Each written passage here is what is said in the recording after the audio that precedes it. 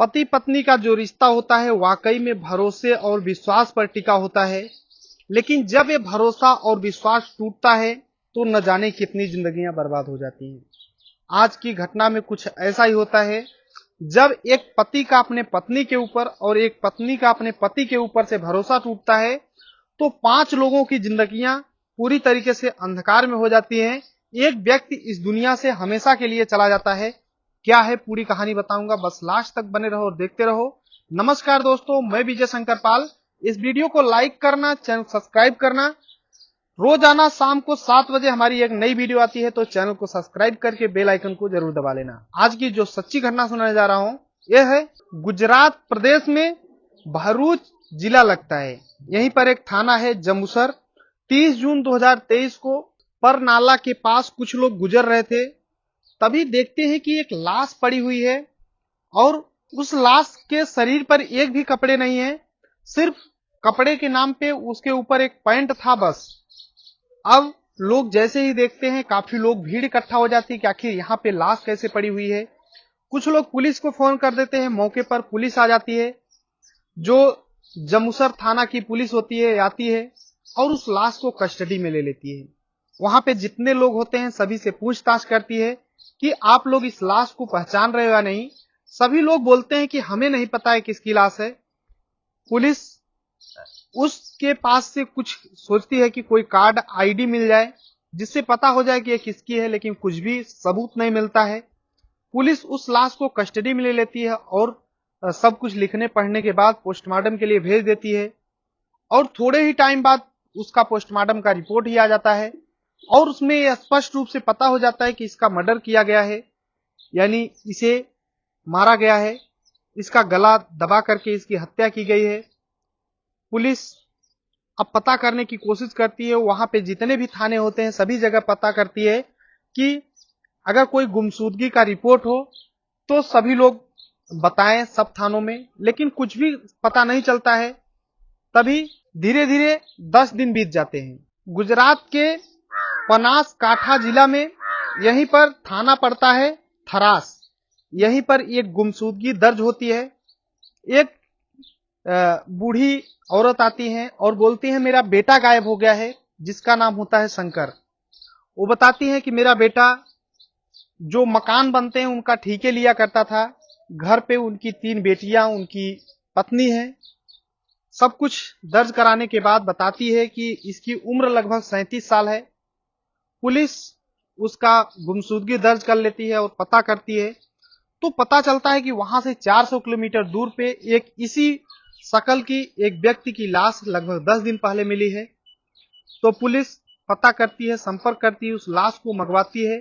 तो उसकी मां जब देखती है लाश को तो देख करके चीख चीख करके रोने लगती है। फिर उसकी पत्नी भावना होती है, वो भी देखती है कि उसके पति क्या किसी ने मर्डर कर दिया है, वो भी देख करके रोना शुरू कर देती है। ये सब देख करके पुलिस हैरान हो जाती है कि एक व्यक्ति जिसको 10 दिन लग गया इसे ढूंढने में, और इसकी मां और पत्नी चीख चीख करके रो रही हैं। पुलिस भावुक हो जाती है, सभी जगह जांच पड़ताल शुरू कर देती है कि आखिर इसकी हत्या किया तो किया किसने। हर एक जगह आसपास के लोगों से पता करती है कि आखिर इसकी कोई किसी से दुश्मनी तो नहीं थी। कुछ भी पता नहीं चलता है। पुलिस अलग अलग एंगल से जांच करती है, लेकिन कुछ भी नहीं पता चलता है। तो शक के आधार पे जो इस शंकर की पत्नी भावना थी, इसकी मोबाइल जो होती है, इसकी मोबाइल को सर्विलांस पे लगा देती है। तो उसमें स्पष्ट रूप से पता चलता है कि एक शिवा पटेल नाम का एक व्यक्ति है जो कि बगल के ही गांव का रहने वाला है। उससे इसकी लगातार बात होती है। अब पुलिस जो शिवा पटेल है इसका लोकेशन जब चेक करती है तो 10 दिन पहले जब शंकर का मृत्यु हुआ था उस दिन का जब लोकेशन चेक करती है तो जहां पे उसकी लाश मिलती है वहां पे इसका लोकेशन मिलता है उसी टाइम पे। ये पुलिस देख करके हैरान हो जाती है और शिवा पटेल को उठा लेती है। शिवा पटेल से पूछताछ करती है। शिवा पटेल इधर उधर की बातें करता है, लेकिन जब पुलिस सख्ती से पूछताछ करती है, अपने अंदाज में पूछताछ करती है, तो ये टूटता है। टूटने के बाद एक कहानी सुनाता है जो कि सुनने के बाद आप भी सोचने पे मजबूर हो जाएंगे कि इस दुनिया में इस तरीके के भी लोग होते हैं। शिवा पटेल जिसकी उम्र लगभग 27 साल होती है, इसकी अभी शादी नहीं हुई है। और शंकर जो था, शंकर की उम्र 37 साल होती है और शिवा पटेल और शंकर दोनों एक दोस्त थे, एक दूसरे के घर आया जाया करते थे। सब कुछ सही तरीके से चल रहा था, टाइम बीत रहा था। शिवा कहीं भी घूमने जाता तो अपने क्रेटा कार से शंकर को भी ले जाता था घुमाने के लिए। शिवा का एक बिजनेस चल रहा था जो कि अच्छा खासा चल रहा था, शिवा अच्छा पैसा कमाता था, शंकर को साथ में ले जाता था घुमाने के लिए। ऐसे ही टाइम बीतता रहता है, लेकिन एक दिन जब शंकर शिवा के घर आता है तो ये लोग प्लानिंग करते हैं कि चलो कहीं मेले में चलते हैं घूमने। तो शंकर बोलता है कि मैं अपनी पत्नी भावना को भी साथ में ले चलूंगा। तो भावना और शंकर और शिवा तीनों एक मेले में जाते हैं घूमने के लिए, और उसी मेले में जो भावना होती है शिवा को देख करके पसंद करने लगती है और उसे अपना मोबाइल नंबर दे देती है। अब शिवा और जो भावना थी एक दूसरे से बात करना स्टार्ट कर देते हैं। शिवा के पास अपार पैसे थे क्योंकि बिजनेस करता था और खूब सारे पैसे लुटाता था भावना के ऊपर। अब भावना भी खुश हो जाती है और शिवा के साथ शारीरिक संबंध बना लेती है। अब यह सिलसिला चलने लगता है, टाइम बीत रहा था। शिवा को जब भी मन होता तुरंत भावना को फोन करता, भावना अपने घर से निकलती है, अपना क्रेटा कार ले जाता था, उससे कहीं होटलों में अलग अलग जगह पे जाता था। और जब भावना के 2 बच्चे और 1 बेटिया थी, ये स्कूल चले जाया करते थे, तो शिवा घर पे आ जाता था और शारीरिक संबंध बनाता था। इस तरीके से सिलसिला चलता रहता है, टाइम बीतता रहता है। जब पति और पत्नी के बीच में तीसरा व्यक्ति आता है तो पति पत्नी में लड़ाई झगड़े ये जाहिर सी बात है। अब जो भावना होती है और शंकर इसमें पटती नहीं थी, बीच बीच में लड़ाइयां होती थी, झगड़े होते थे, और जो भी झगड़े होते थे भावना अपने प्रेमी शिवा से सब कुछ बताया करती थी, शंकर हमसे लड़ाई कर रहा है, परेशान कर रहा है। तो शिवा बोलता है कि तुम मेरे पास आ जाओ, मेरे साथ ही रहो।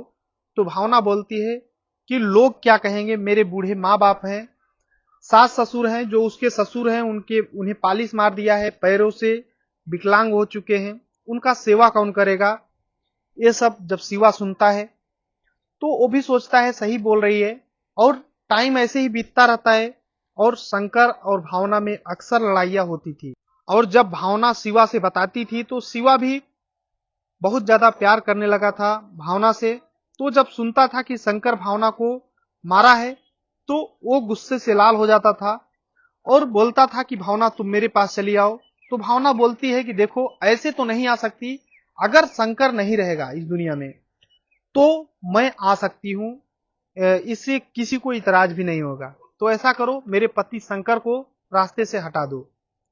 अब शिवा इसी बात का इंतजार कर रहा था। अब ये लोग प्लानिंग करते हैं 2 महीने पहले से ही, धीरे धीरे टाइम बीतता है। 28 जून 2023 को जो भावना होती है ये अपने मायके चली जाती है, और 29 जून को शंकर के पास शिवा फोन करता है, बोलता है चलो कहीं चलना है घूमने।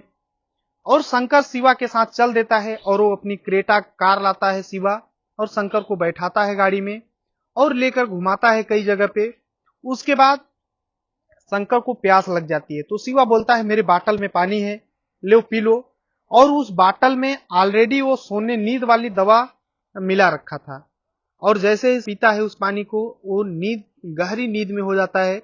उसी समय शिवा उसका गला घोट करके हत्या कर देता है और उसे काफी चोट भी देता है। उसके बाद गाड़ी को अपने जो अपना थाना था वहां से 400 किलोमीटर दूर ले जाता है, जंबूसर थाना में, और वहीं पर एक झाड़ी में सुनसान देख करके, सुबह के 6 बज चुके थे, और वहीं पर झाड़ी में उस लाश को फेंक करके और चला आता है। वो सोचता है अब किसी को पता ही नहीं चलेगा, लेकिन गलत काम का गलत नतीजा होता है। पुलिस आखिर पकड़ लेती है, और जब ये जैसे ही अपनी पूरी जुर्म कबूल करता है, पुलिस भावना को भी गिरफ्तार कर लेती है, इन्हें कोर्ट में पेश करती है, कोर्ट की तरफ से इन्हें सजा मिलती है। आज के डेट में भावना और जो शिवा है ये दोनों सलाखों के पीछे हैं। बाकी इस पूरी घटना को सुनाने का उद्देश्य किसी को परेशान करना है, दुख पहुंचाना नहीं है, बल्कि आप सभी को जागरूक करना है। जहां भी रहें अपना और अपनों का ख्याल रखें। इनकी वजह से कुछ क्षणिक सुख के लिए ये लोग अपनी जिंदगी बर्बाद कर लिए, अपनी ही नहीं बल्कि बूढ़े माँ बाप हैं। एक बेटी है जिसकी उम्र है 7 साल, एक बेटा 5 साल का, एक 2 साल का बेटा है। उनकी भी जिंदगी पूरी तरीके से अंधकार में हो चुकी है। बाकी इस चैनल को सब्सक्राइब करना। आप लोग क्या कहना चाहते हो कमेंट बॉक्स में जरूर कमेंट करना। मिलते हैं नेक्स्ट वीडियो में, तब तक के लिए जय हिंद, वंदे मातरम।